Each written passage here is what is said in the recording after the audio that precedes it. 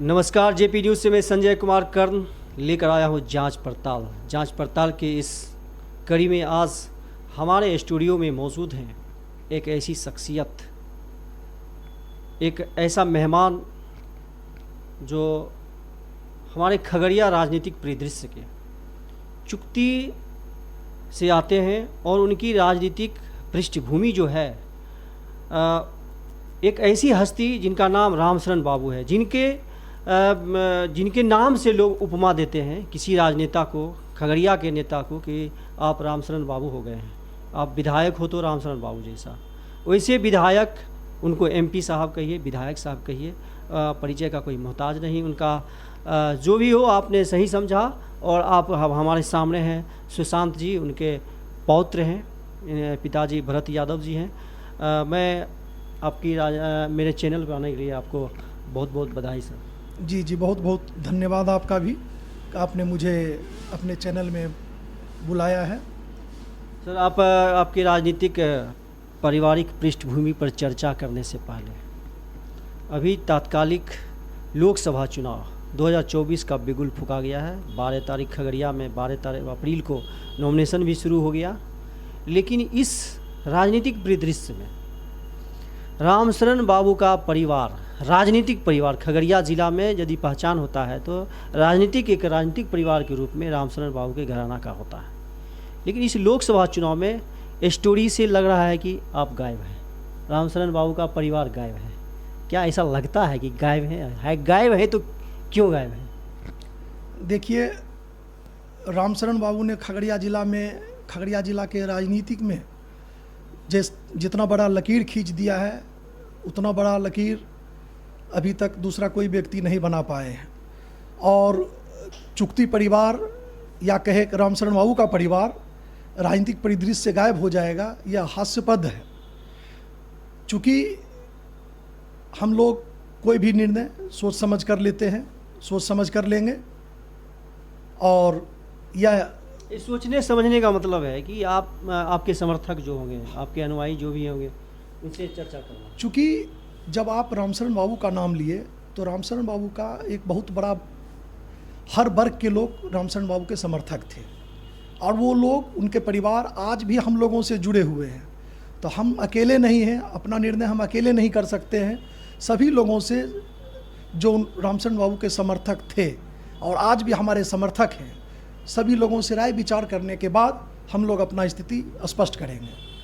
अभी जो चुनाव में जो मुख्य दल, अभी मुख्य प्रत्याशी हैं एनडीए से और इंडिया गठबंधन से, तो कहीं ना कहीं ये लोग अप्रोच तो किए होंगे आप लोगों से? देखिए, जो भी उम्मीदवार हैं, सभी उम्मीदवार आते हैं, अपनी अपनी बात रखते हैं, लेकिन उसमें से हम लोगों को चयन करना है कि कौन उम्मीदवार हमारे खगड़िया ज़िला के लिए बेहतर होंगे, कौन खगड़िया ज़िला को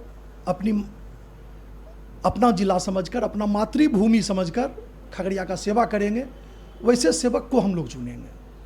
चलिए, थोड़ा सा कहानी को आगे बढ़ाते हैं रामशरण बाबू का। उनका राजनीतिक दृश्य, जो उनका कार्यक्रम जो शुरू होता है 1967 में चौथम विधानसभा से शुरुआत होती है उनके जनसंघ पार्टी से। फिर 1969 में दोबारा चौथम से चुनाव लड़ते हैं और वह दूसरा स्थान पर रहते हैं। जनसंघ पार्टी से ही दूसरा स्थान पर रहते हैं। और फिर 1972 ईस्वी में खगड़िया विधानसभा से उनको जनसंघ पार्टी ही टिकट दी। जी, जनसंघ से ही 1972 में पहली बार खगड़िया विधानसभा से वो चुने गए थे 1969 ईस्वी में, 1972 ईस्वी में, और विजयी होते हैं।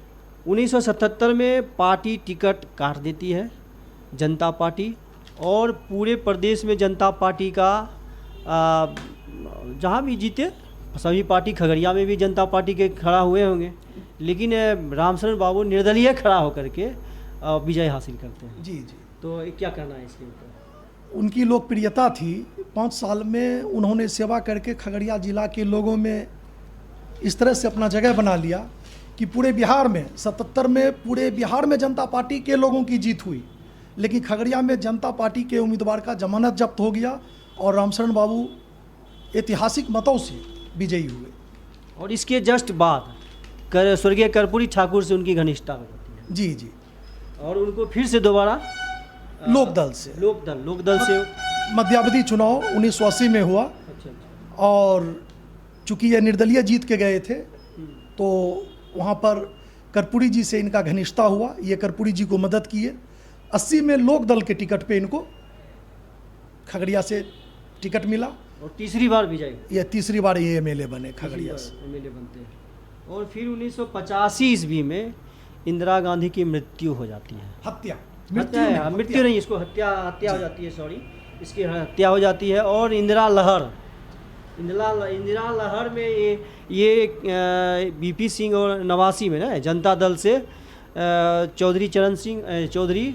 असल में 1985 में जब इंदिरा जी की हत्या हो गई थी, पूरे देश में इंदिरा लहर चल रहा था, लेकिन उस वक्त भी रामशरण बाबू मात्र 700 वोट से खगड़िया विधानसभा से हारे।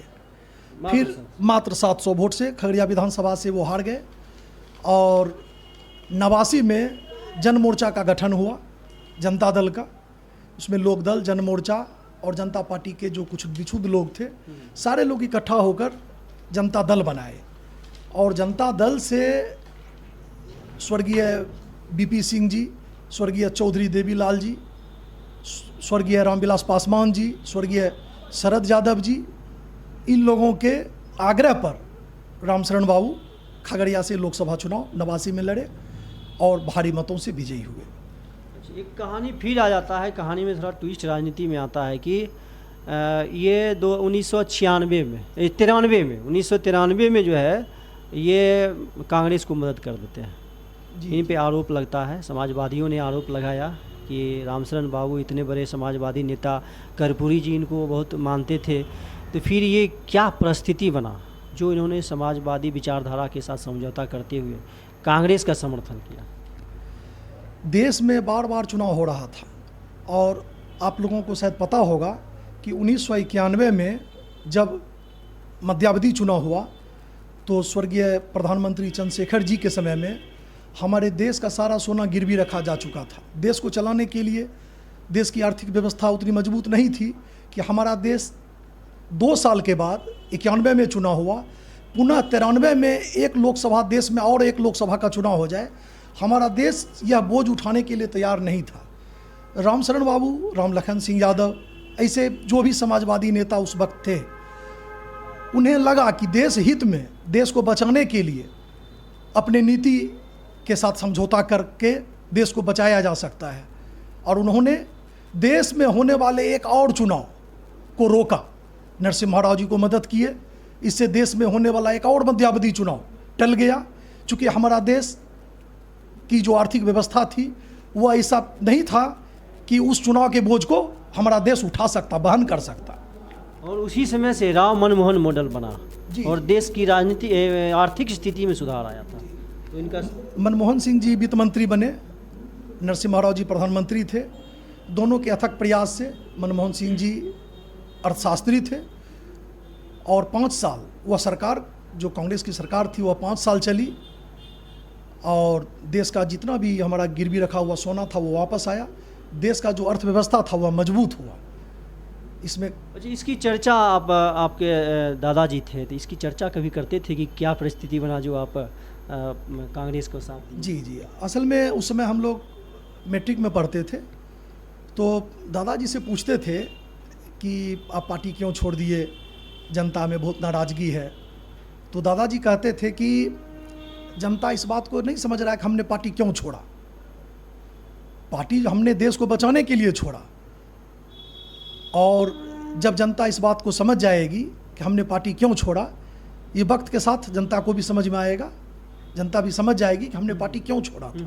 लेकिन अभी तत्कालिक मामला है, हमने देश को बचाने के लिए पार्टी को छोड़ा है। चलिए, उन्होंने देश को बचाने के लिए निश्चित रूप से उस समय जब जो आर्थिक स्थिति थी इंडिया की बहुत ही गड़बड़ थी। हमने किताब में, अब इंटर में, मैट्रिक में आप देखिएगा राव मनमोहन मॉडल आता है, लुक ईस्ट पॉलिसी आता है, उसी समय फ्लो एंड लेवलिंग एक सिस्टम आता है। तो ये सब उसी समय से शुरू हुआ। और मैंने इंडिया टुडे में उस समय पढ़ा था, तख्त पर बैठे तजुर्बेकार, ये नरसिम्हा राव के बारे में कहा गया था। तो अब इसके बाद जो है सो उनकी गाथा आगे बढ़ती है। 2003 में इनकी देहांत हो जाता है रामशरण बाबू का, और एक पीढ़ी राजनीति का जो होता है रामशरण बाबू के घराने का, वह समाप्त हो जाता है। इसके बाद राजनीतिक विरासत को आप लोगों ने कैसे आगे बढ़ाया, हम इसकी जानकारी चाहते हैं। देखिए इससे पहले की राजनीतिक विरासत को हम विरासत की जब बात आती है तो हम कुछ आपके भाई साहब लोग से भी बात करते हैं, टेबल टॉक में भी होता है, विधायक जी रणवीर यादव जी से भी, तो वो कहते हैं कि हम रामशरण बाबू के विरासत को आगे उनका उत्तराधिकार हम हैं, उसके बाद मेरे बाद पूनम देवी हैं, ये सब कहते हैं। तो उनका विरासत, उनका उत्तराधिकार कौन है सच में रामशरण बाबू का? देखिए, सैद्धांतिक रूप से अगर देखा जाए, संपत्ति में जब अधिकार होता है तो संपत्ति में पिता के बाद पुत्र का अधिकार होता है और उसके बाद पौत्र का अधिकार होता है। लेकिन यह लोकतंत्र है। लोकतंत्र में जनता जिसको नेता बनाती है वह नेता बनता है। लोकतंत्र में अपना उत्तराधिकारी कोई किसी को घोषित नहीं कर सकता है। जनता जिसको स्वीकार कर ले, जिसे ताज दे दे, वही उत्तराधिकारी होता है। लेकिन रणवीर यादव जी कहते हैं कि रामशरण बाबू का हम उत्तराधिकारी हैं, अब मेरे बाद पूनम देवी है, तो ये अपने मुंह से कैसे ये अपने मुंह से अपना उत्तराधिकारी घोषित कर रहे हैं। रामशरण बाबू ने तो अपने मुंह से कभी अपने किसी पुत्र के लिए और किसी के लिए उत्तराधिकारी घोषित नहीं किया। हाँ, कि मेरे बाद ये संभालेंगे। ये तो जनता के ऊपर निर्भर है कि जनता जिनको चुनेगी वो उत्तराधिकारी होगा। चलिए, उत्तराधिकार की जब बात आई है, विरासत को, राजनीतिक विरासत को फिर रामशरण बाबू के बाद आप लोगों ने अपने परिवार के लिए कैसे आगे बढ़ाया? देखिए, 1996 में जब दादाजी एमपी से हार गए खगड़िया से, तो उनकी अवस्था भी हो चुकी थी। 2001 में पंचायत का इलेक्शन हुआ, पहला इलेक्शन हुआ। हमने अपने चचेरे भाई जो अब स्वर्गीय अमरदीप यादव जी थे, उनको मानसी प्रखंड, नया प्रखंड बना था, हमने उन्हें प्रखंड प्रमुख बनाया। मानसी का प्रथम प्रखंड प्रमुख हमारा चचेरा भाई बना, जो अब स्वर्ग सिधार गए हैं। और वहाँ से फिर हम लोगों ने नई पारी राजनीति की, नई पारी रामशरण बाबू का तीसरा पीढ़ी राजनीति में प्रवेश किया, प्रमुख रहे। 2005 में मेरे पिताजी चौथम से चुनाव लड़े, निर्दलीय लड़े। चूँकि दलीय स्थिति, दलीय गठबंधन होने के कारण कभी कभी अच्छे लोगों को भी दल का टिकट नहीं मिल पाता है। ऐसी स्थिति में हम 28,000 वोट लाके दूसरा स्थान पर रहे। चंद वोटों से मेरा वो 2005 का चौथम विधानसभा का इलेक्शन हम लोग हार गए। 2006 में जिला परिषद का चुनाव हुआ, पंचायत का पुनः।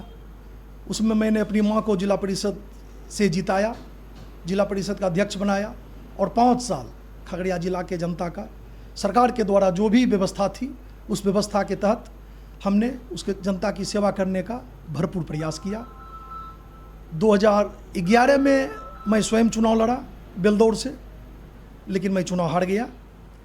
और 2016 में जब पंचायत का फिर से चुनाव हुआ, तो मेरी पत्नी कुमारी श्वेता भारती खगड़िया जिला परिषद की अध्यक्ष बनी, और 5 साल हमने जी तोड़ प्रयास करके खगड़िया जिला के लिए, खगड़िया जिला की जनता के लिए जो संभव हो सका, सरकार ने जो हमें शक्ति प्रदान की थी, हमने भरपूर मदद किया, अपने स्तर से जितना विकास हो सका किया। तो इस प्रकार से रामशरण बाबू के बाद भी लगभग 10 साल, 1 दशक चेयरमैन पद पे रहे। लगातार तो नहीं रहे, लेकिन बीच में इंटरवल के बाद 10 साल निश्चित रूप से खगड़िया का, जिला का, जब जिला परिषद पूरे जिला पर राज किए हैं। तो चलिए, इसके बाद अब आगे लोकसभा चुनाव के बाद विधानसभा चुनाव आने वाला है। तो लोकसभा चुनाव में अभी पहला दिन और दूसरा दिन है खगड़िया के लिए नॉमिनेशन का। अभी तक आपके घर से कोई तो नॉमिनेशन कराए नहीं है, तो अब क्या लग रहा है कि आपके घर से कोई सोच रहे हैं क्या, या विधानसभा की तैयारी है? देखिए, निश्चित रूप से अब ये दल का चुनाव नहीं रह गया संजय भाई। अभी जो समय है वो दल का चुनाव नहीं रह गया। अब गठबंधन लड़ते हैं, दल अकेले चुनाव नहीं लड़ रहा है। किसी दल में अब इतनी हिम्मत नहीं है कि वो अकेले चुनाव मैदान में आ जाए और अकेले जीत ले। सभी लोग गठबंधन करके चुनाव लड़ते हैं। हम लोग चूँकि गठबंधन के दौर में यह पार्टी किसी मान लीजिए सहयोगी के खाते में चला गया सीट, हम लोगों को टिकट नहीं मिला, हम लोग चुनाव मैदान में अभी नहीं हैं। लेकिन विधानसभा चुनाव में निश्चित रूप से हम लोग मैदान में होंगे, चाहे हमें पार्टी का सिंबल मिले, और चाहे जनता के आशीर्वाद से, जैसे भी हो, एक बार फिर से हम लोग जनता के बीच जाएंगे और जनता से मौका मांगेंगे। अभी किस दल में हैं आप? अभी हम राष्ट्रीय जनता दल में हैं, और महागठबंधन में हमारी हिस्सेदारी है, हमारी सहभागिता है। दल के लोग दलीय गुट क्या कहा जाए, दल में जो गुटबाजी होता है उसके तहत, चूँकि एक जो संजय भाई जो एक दल चलता है वह एक व्यक्ति से नहीं चलता है। बिल्कुल। हमारे जैसे जैसे हजारों आदमी उस दल में हैं तब वह दल चलता है, वह दल बनता है, दल चलता है। हजारों लोगों के, कार्यकर्ताओं के खून पसीना से दल बढ़ता है, सींचता है, आगे बढ़ता है। तो हम लोग दल के प्रति समर्पित हैं। जो हमारा राष्ट्रीय जनता दल है, हम अपने दल के प्रति समर्पित हैं और समर्पित रहेंगे। अभी बहुत सारे नेता, जो नए नेता बने हैं, कार्यकर्ता से नेता बने हैं, उनको लालू यादव के समीप जाने के लिए परिचय देना पड़ता है, कहीं न कहीं पैरवी लगा के या किसी प्रकार से पहुंचने का बहुत परेशानी होती है। तो आपको एक एडवांटेज मिलता है क्या कि आप स्वर्गीय रामशरण बाबू का पौत्र हैं? इसका एडवांटेज मिलता है? देखिए, निश्चित रूप से रामशरण बाबू लालू जी से राजनीतिक में सीनियर थे। लालू जी का आगमन राजनीतिक में 1977 में हुआ और रामशरण बाबू 1967 से 10 साल पहले से राजनीतिक में हैं। और लालू जी रामशरण बाबू का बहुत कद्र किया करते थे, बहुत इज्जत करते थे। हम 10 वर्ष के थे, दादाजी उस समय MP थे। कई बार दादाजी के साथ लालू जी से मिलने का मुझे सौभाग्य प्राप्त हुआ, मिला। अभी भी मैं मिलता हूँ। मैं उनका शुभचिंतक हूँ, समर्थक हूँ कि लालू जी एक महान हस्ती है। यह मुँह की बड़ाई नहीं है। अटल बिहारी वाजपेयी जी भी एक महान हस्ती थे, तो हमारे लालू जी भी एक महान हस्ती हैं।